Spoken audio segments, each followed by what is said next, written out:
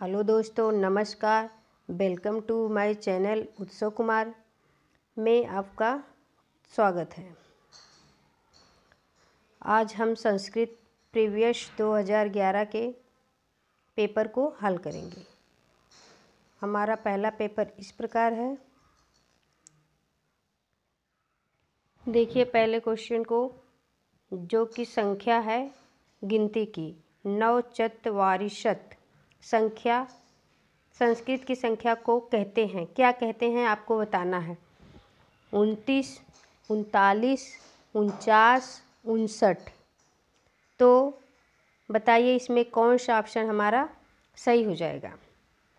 तो 9 चत्वारिशत मतलब 40 होता है और 9 आप लोग जानते ही हैं। तो हमारा तीसरा ऑप्शन सही हो जाएगा 49।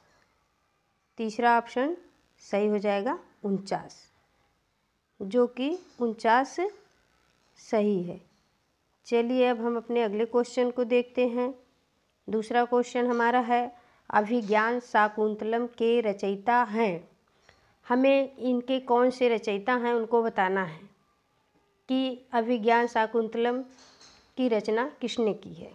तो देखिए ऑप्शन आपके सामने है, भारवी, अश्वघोष, कालिदास, श्रीहर्ष। तो आप लोग बताइए अभिज्ञान शाकुंतलम के रचयिता कौन है। परीक्षाओं में रचनाएं अधिक महत्वपूर्ण होती हैं। चलिए देखते हैं तो इसमें कौन सा ऑप्शन सही हो जाएगा। तो इसमें हमारा तीसरा ऑप्शन सही हो जाएगा, जो कि कालिदास। अभिज्ञान शाकुंतलम के रचयिता कालिदास जी हैं। चलिए अगले क्वेश्चन को देखते हैं। भानुना में विभक्ति है। भानुना में कौन सी विभक्ति है ये बताना है आपको।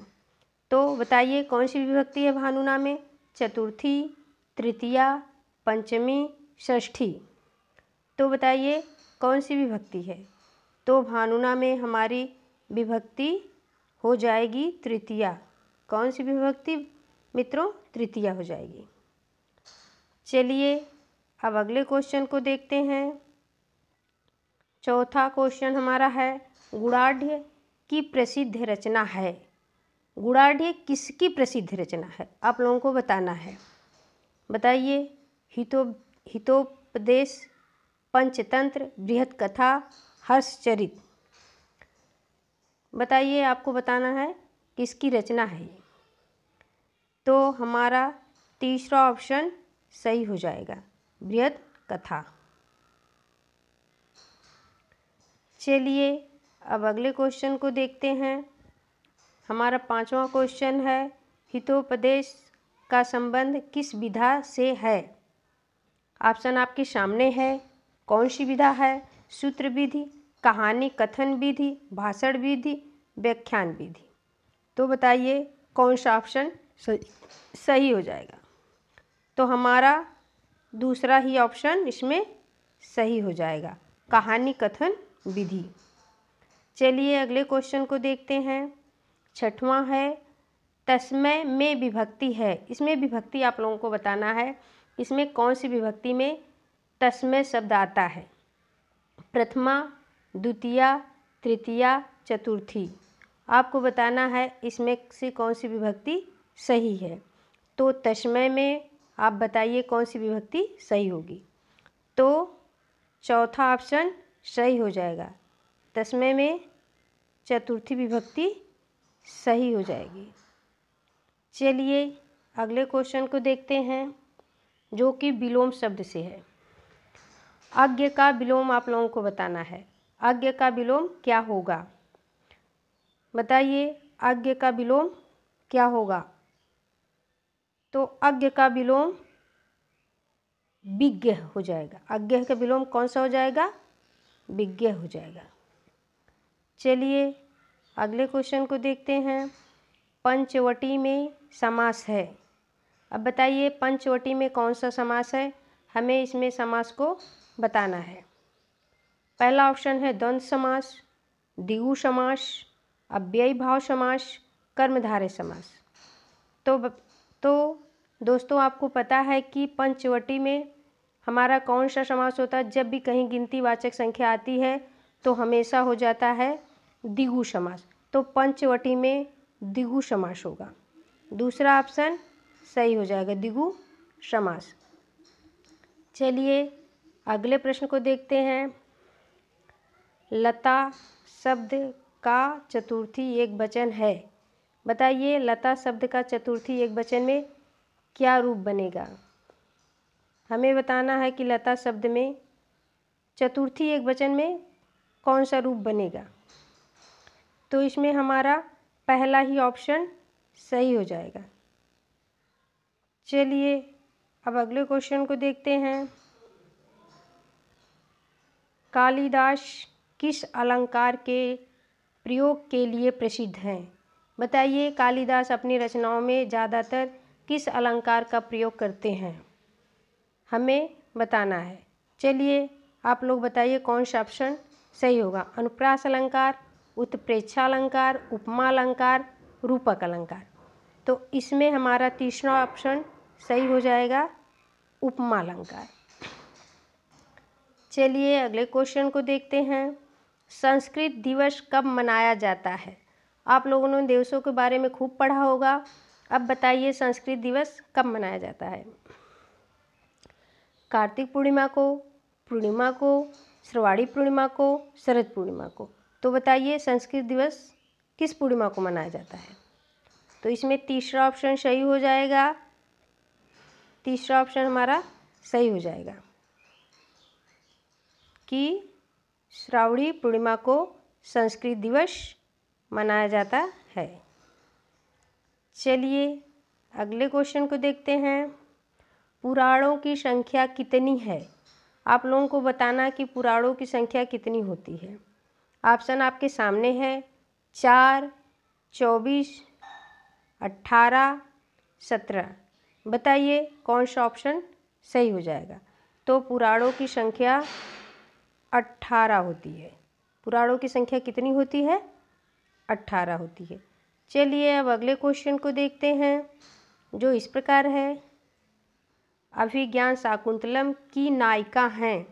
आपको बताना है अभिज्ञान शाकुंतलम जो नाटक है कालिदास जी का, उसकी नायिका कौन है? ऑप्शन देखिए, सीता, शकुंतला, अनुसुईया, प्रेमवदा। तो बताइए अभिज्ञान शाकुंतलम की नायिका कौन है?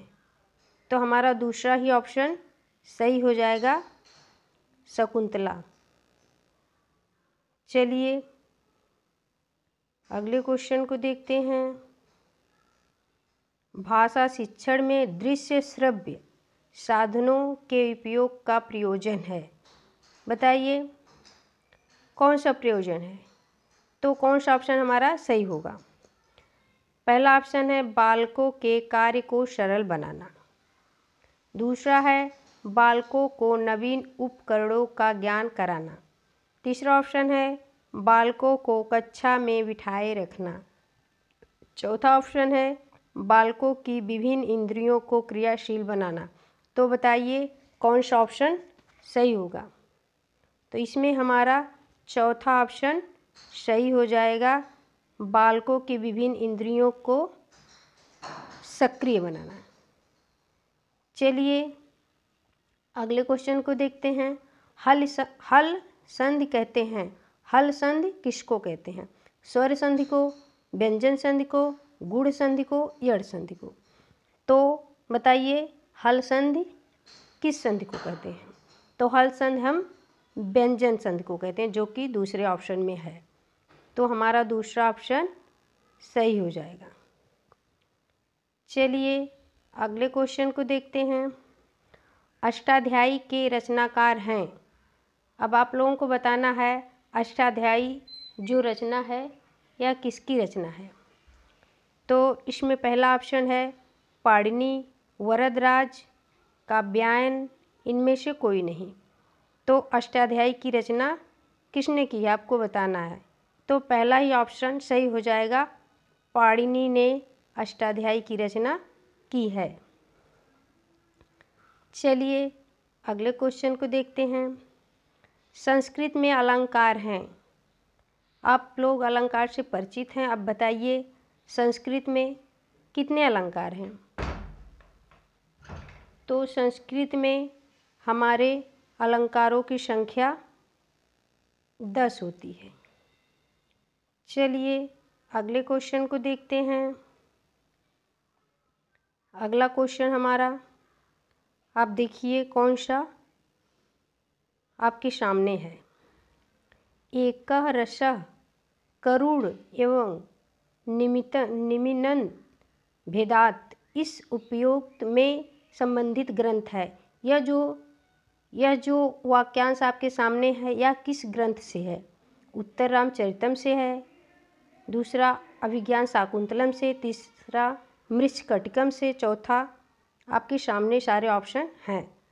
अब आपको बताना है कि इसमें से कौन सा ऑप्शन सही होगा इस वाक्य के लिए।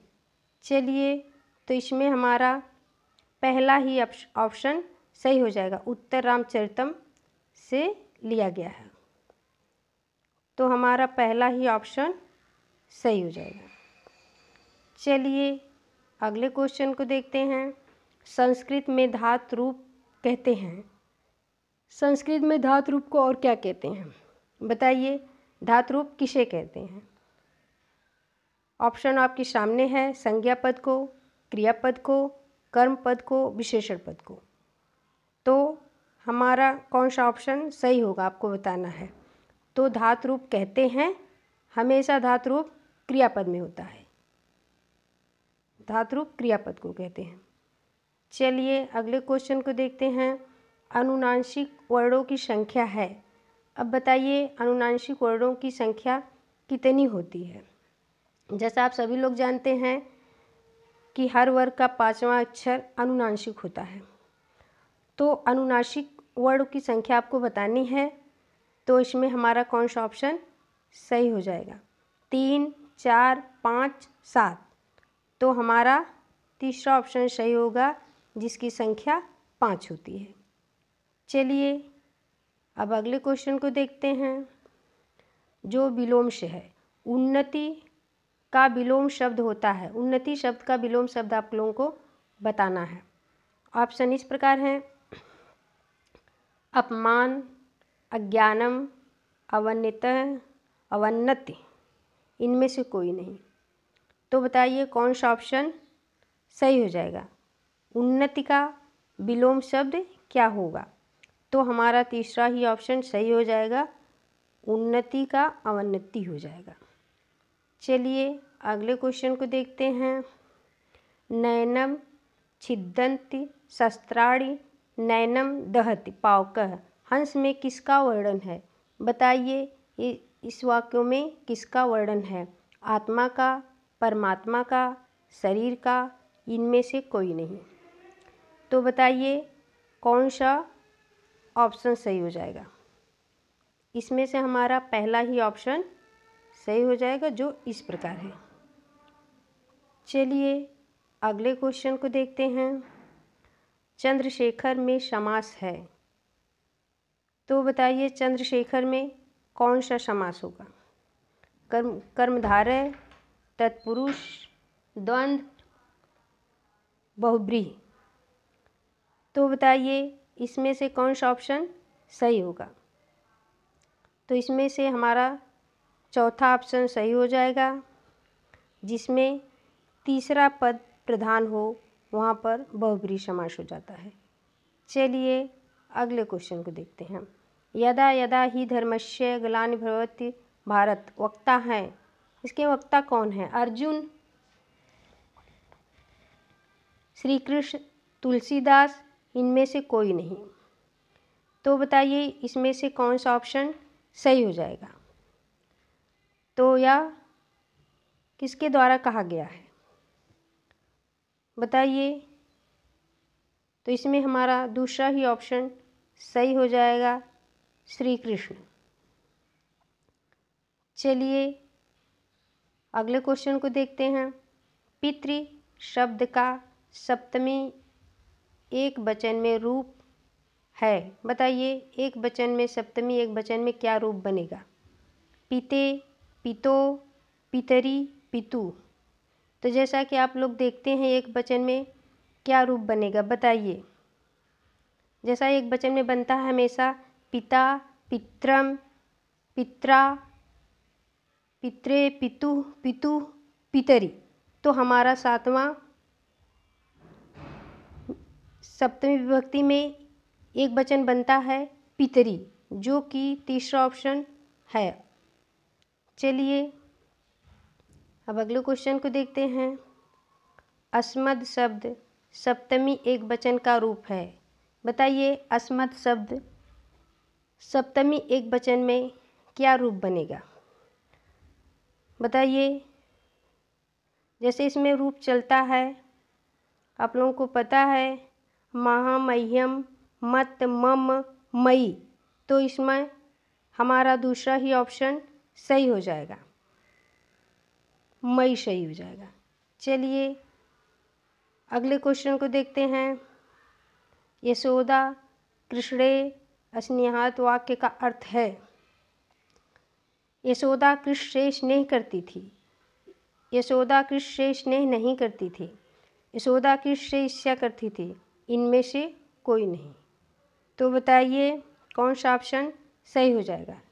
इसमें आपका पहला ही ऑप्शन सही हो जाएगा, यशोदा कृष्ण से स्नेह करती थी। चलिए अगले क्वेश्चन को देखते हैं। अमृतम शब्द का पर्यायवाची होता है। बताइए अमृत का पर्यायवाची क्या होता है। तो देखिए कौन सा ऑप्शन सही हो जाएगा। तो अमृत का पर्यायवाची होता है पीयूषम, जो कि दूसरे ऑप्शन में है। तो दूसरा हमारा सही हो जाएगा। चलिए अगले क्वेश्चन को देखते हैं। श्री भागवत गीता का अंश है। बताइए श्री भागवत गीता किस में कहा गया है। श्री भागवत गीता को रामायण का अंश है, महाभारत का अंश है, पुराणों का अंश है, उपन्यासों का अंश है। बताइए श्री भागवत गीता किसका अंश है।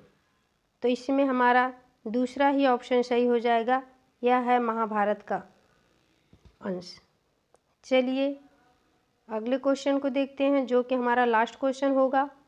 भूत बलि पद में कौन सा समास है। अव्ययी भाव समास, तत्पुरुष समास, द्वंद्व समास, बहुब्रीहि समास। तो बताइए इसमें कौन सा ऑप्शन सही हो जाएगा। पहले हम जब समास करते हैं तो उसको क्या करें, विग्रह करके देख लेना चाहिए। तो भूत बलि में भूतों का बलि, भूतों में बलिया, तो हमारा दूसरा ही ऑप्शन हो जाएगा तत्पुरुष समास, तत्पुरुष समास। बस दोस्तों आज इतना ही। नमस्कार। अगर आपको अच्छा लगे तो हमारे वीडियो को लाइक और सब्सक्राइब ज़रूर करिएगा। ओके, धन्यवाद।